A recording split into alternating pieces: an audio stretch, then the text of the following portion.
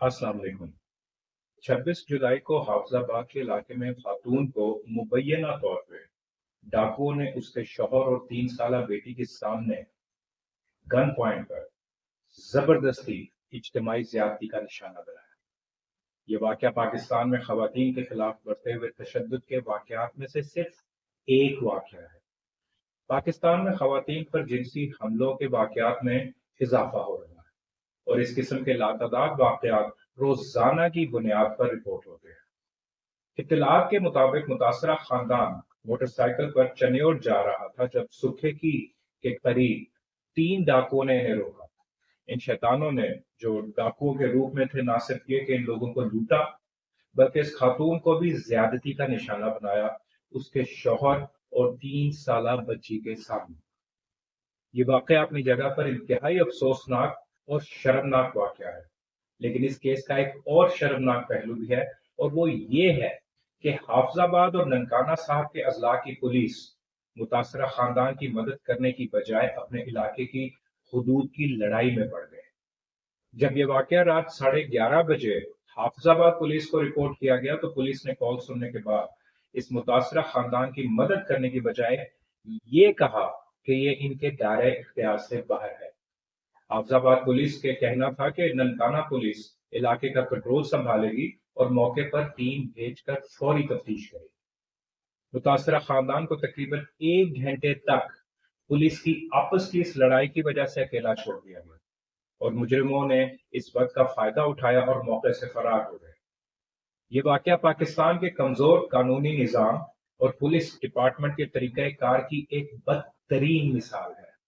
शायद पुलिस वाले इन डाकुओं के साथ मिले हुए थे और उन्होंने अपने इलाके की हदूद का झगड़ा शायद इसी वजह से डाला था कि डाकू इस मौके से फायदा उठाकर फरार हो जाए। यही वाकया अगर हाफिजाबाद की पुलिस के किसी अहलकार की बहन, बेटी या बीवी के साथ हुआ होता तो क्या तब भी वो अपने इलाके की हदूद की लड़ाई में पड़ते?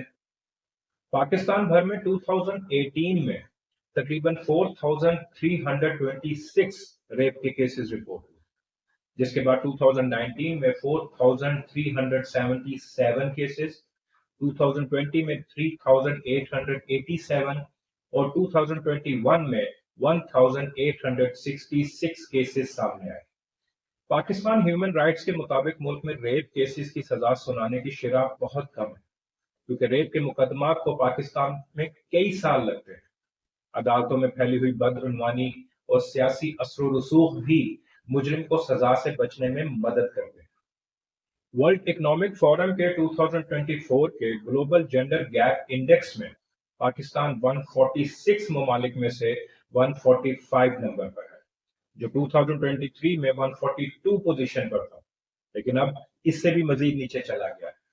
सस्टेनेबल सोशल डेवलपमेंट ऑर्गेनाइजेशन की एक तहकीक के मुताबिक 2023 में लाहौर और फैसलाबाद में खवातीन के खिलाफ तशद्दुद के सबसे ज्यादा वाकयात रिपोर्ट हुए।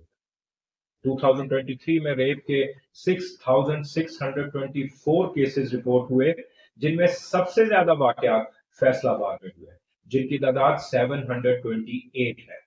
लाहौर दूसरे नंबर पर रहा, जहां 721 वाकयात रिपोर्ट हुए और सरगोदा में 398 वाकयात पेश है। नतीजतन हर 45 मिनट में एक औरत का रेप हुआ। सिर्फ लाहौर ही में 2024 के दौरान 200 से ज्यादा खवातीन जिनसी हमलों का शिकार हुई। पाकिस्तान के एक निजी टीवी चैनल की जानब से की गई एक और तहकीक के मुताबिक 2017 से 2021 के दरमियान मुल्क भर में 21,900 खवातीन के रेप होने की इतलात मौसूल है, जो पंजाब के महकमा दाखिला और मिनिस्ट्री ऑफ ह्यूमन राइट्स के एदाद शुमार पर मबनी है। इन एदाद शुमार के मुताबिक मुल्क भर में रोजाना 12 खवातीन, यानी हर 2 घंटे में एक औरत जिनसी हमले का शिकार होती है। रिकॉर्ड के मुताबिक 2022 में 44 पाकिस्तानी अदालतों ने खवातीन के खिलाफ जिनसी हमले की 1,301 शिकायत सुनी। पुलिस ने 2,856 वाकयात के खिलाफ चार्जशीट दायर की, ताहम सिर्फ 4% केसेस ही ट्रायल तक पहुंच सके। जियो न्यूज की तहकीक के मुताबिक पाकिस्तान में सिर्फ 41% ज्यादती के वाकयात पुलिस को रिपोर्ट किए जाते हैं। इसकी बड़ी वजूहत समाजी दबाव, قانون نافذ کرنے والے نظام کی کمزوریوں کی موجودگی ہے۔ 2015 سے لے کے اب تک 22,037 کیسز درج کیے گئے ہیں، جن میں سے 4,060 کیسز عدالتوں میں ابھی بھی پینڈنگ ہیں۔ ان کیسز میں سے صرف 77 مجرموں کو سزا ملی ہے اور صرف 18% کیسز ہی قانونی کارروائی کے مرحلے میں پہنچے۔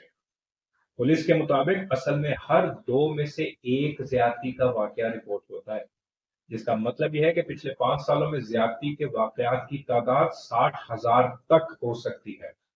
مجموعی طور پر درج ہونے والے کیسز میں سے 2,727 چالان یعنی کل کیسز کا صرف 12% عدالتوں میں داخل کیے گئے، جبکہ 1,274 کیسز میں فیصلے دیے گئے، جن میں بھی 1,192 ملزمان کو بری کر دیا گیا۔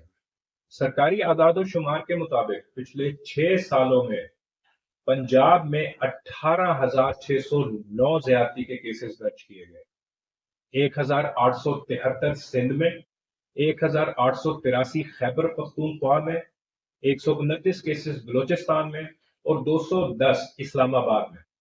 آزاد کشمیر اور گلگت بلتستان میں بھی 31 کیسز درج کیے گئے، جن میں سے کسی بھی ملزم کو کسی قسم کی کوئی سزا نہیں۔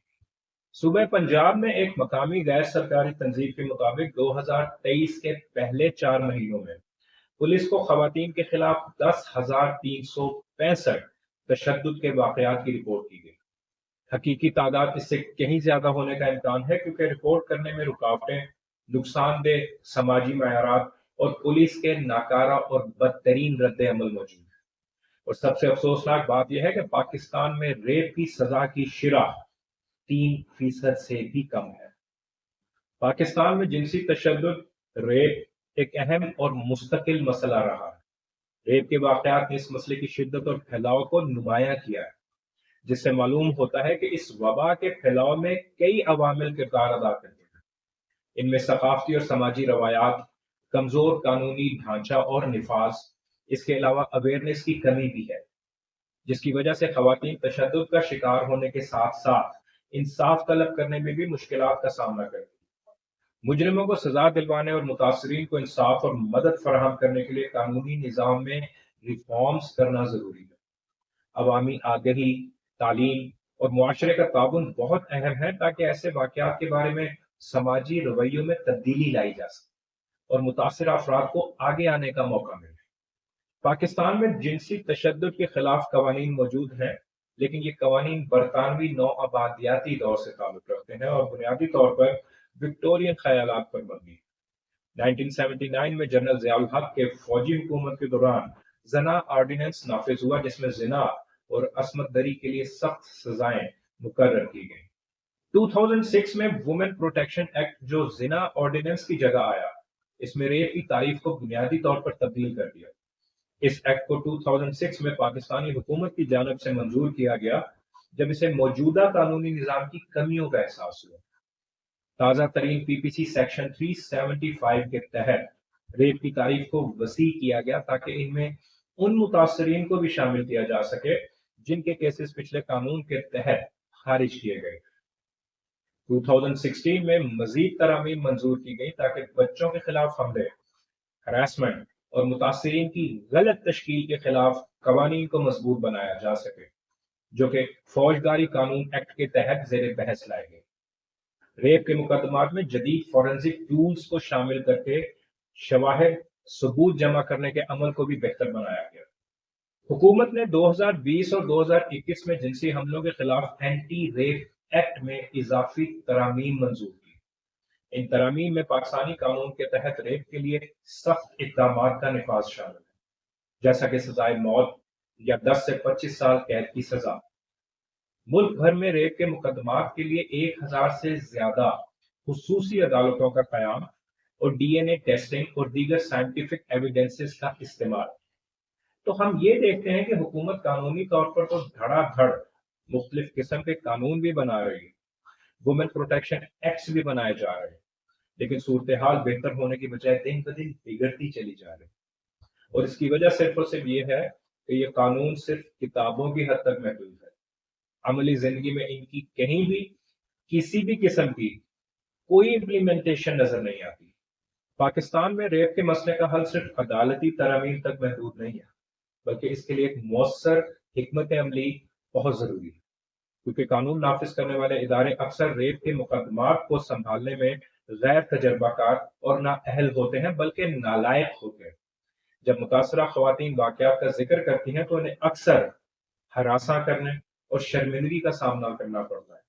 مردوں پر مشتمل پولیس فورس اور خواتین افسران کی کمی متاثرین کو آگے آنے سے مزید روکتی ہے۔ اس قانونی نظام میں تبدیلی کی بہت سخت ضرورت ہے تاکہ مجرموں کو سزا دلوائی جا سکے اور متاثرین کو ان کے حق کے مطابق انصاف اور مدد مل سکے۔ عوامی اویئرنیس، تعلیم اور ہمارے معاشرے کا رویہ ریپ وکٹمز کو آگے آنے کے قابل بنانے میں بہت زیادہ اہم ہے۔ متاثرہ خواتین کی رازداری اور شناخت کا تحفظ بہت ضروری ہے، لیکن افسوس کہ کیسز کی رپورٹنگ کے دوران اور ٹرائل کے دوران ہمیشہ ریپ کی متاثرین کی رازداری اور شناخت کی شدید خلاف ورزی ہوتی ہے۔ بھارت میں ریپ کے متاثرین کی شناخت اور رازداری کے تحفظ کے لیے سخت قوانین موجود ہیں۔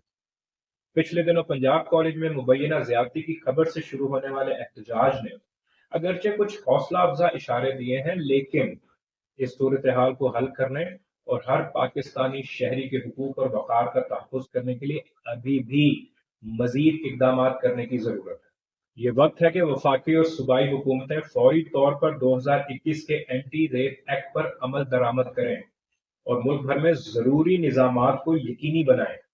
ریپ صرف ایک فرد کے خلاف جرم نہیں ہے، بلکہ ریاست کے خلاف جرم ہے، اور ریاست کو خواتین اور لڑکیوں کے لیے معاشرے کو محفوظ بنانے کی ذمہ داری قبول کرنی چاہیے۔ پولیس، میڈیکل آفیسرز اور عدالتی اہلکاروں کی خصوصی تربیت ہونی چاہیے۔ قانون نافذ کرنے والے اداروں اور عدلیہ کو یہ بات یقینی بنانا چاہیے کہ ملک میں کسی بھی ریپ یا جنسی حملے کے معاملے میں قانون پوری قوت کے ساتھ عمل کرے گا۔ یہ اصلاحات ایک محکمے کے ذریعے نافذ نہیں کی جا سکتی، بلکہ اس کے لیے ایک سیاسی ارادہ اور تمام سول سوسائٹی کے افراد کی شمولیت کی ضرورت ہے۔ پاکستان کے ہر ذمہ دار شہری کو اس معاملے میں اٹھ کر کھڑا ہونا چاہیے۔ جیسا کہ نوبل انعام یافتہ ملالہ یوسفزئی نے کہا تھا کہ ہم کامیاب نہیں ہو سکتے جبکہ ہم میں سے آدھے پیچھے رہ جائیں۔ ہم سب کو ایک ساتھ اس جرم کے خلاف آگے بڑھنا ہوگا۔ اس مسئلے میں جو ہمارے دینی علماء ہیں وہ بہت اہم رول ادا کر سکتے ہیں، عوام کی تربیت کر سکتے ہیں، اپنے خطبات میں، بیانات میں اس جرم کو ہائی لائٹ کیا جا سکتا ہے اور عوام کو یہ بتایا جا سکتا ہے کہ شرعی طور پر اس طرح کا جرم کرنے کے کیا نقصانات ہیں۔ لیکن میں علماء کو اس وجہ سے مخاطب نہیں کر رہا کیونکہ ان کے تو اپنے دینی مدارس بچوں کے ساتھ زیادتیوں کے اڈے بنے، تو جب وہ وہاں کچھ نہیں کر سکتے تو اس مسئلے پر یہاں کیا کر رہے ہیں؟ تو وہ وہی کرتے رہیں جس کام میں وہ ماہر ہیں، اپنے فرقے سے ہٹ کر ہر دوسرے مسلمان پر کافر کا فتویٰ لگانے میں لگے ہیں۔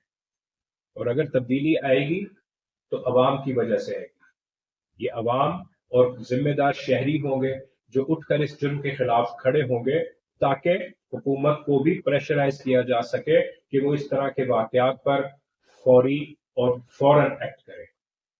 خیال رکھیے گا اپنا اور اپنے ارد گرد کے لوگوں کا۔ اللہ حافظ۔